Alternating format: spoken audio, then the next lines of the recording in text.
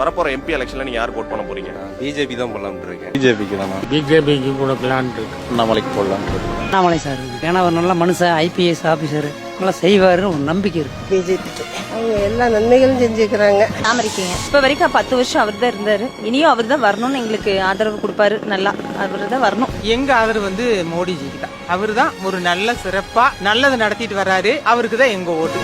பிஜேபிக்கு. அண்ணாமலை பிஜேபி. அண்ணாமலை வரக்கு வாய்ப்பு இருக்கு. மோடி இவங்கெல்லாம் வந்தா எங்களுக்கு நல்லா இருக்கும். அண்ணாமலை அவர் வந்தா ஆட்சி நல்லா இருக்கு. இந்த வருஷமா இவர் 2 பேரும் மாத்தி இருக்காங்க. ஒன்றும் ஒரு பிரயோஜனம் இல்லை.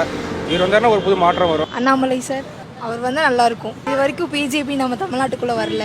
ஸோ கோயம்புத்தூருக்கு பிஜேபி வந்தால் கோயம்புத்தூர் இன்னும் ஸ்மார்ட் சிட்டியாக மாறும். அண்ணாமலை படித்த மனிதன், பண்பாளர். இது வரைக்கும் கோயம்புத்தூருக்கு இந்த மாதிரி ஒரு கேண்டிடேட் யாருமே வரல. கோயம்புத்தூர் ஹிஸ்டரியில் தான் பார்த்துட்டேன். அண்ணாமலை வந்தா நல்லா இருக்கும்னு நினைக்கிறேன். அவரு இன்ஜினியரிங் கிராஜுவேட் பேசிக்கலாம். அப்புறம் எம்பிஏ பண்ணியிருக்கிறாரு. தென் ஐபிஎஸ் பண்ணியிருக்கிறாரு. 10 இயர்ஸ் அவர் ஒர்க் பண்ணியிருக்கிறாரு. ஃபீல்டுல பலதரப்பட்ட மக்களை பார்த்திருக்கிறாரு. அவருடைய 10 வருஷத்துல பீப்புளை ஹேண்டில் பண்ணதுனால, ப்ராப்ளம்ஸ் ஹேண்டில் பண்ணதுனால அவருக்கு ரூல்ஸ் நல்லா தெரியும். எதை செய்யணும், எதை செய்யக்கூடாது அப்படிங்கறது அவர் கண்டிப்பா நல்லா தெரியும். லாபம் மதிக்கிற ஒரு கேண்டிடேட் எம்பி ஆகிறது மிகப்பெரிய பிளஸ்ஸிங்னு நான் நினைக்கிறேன்.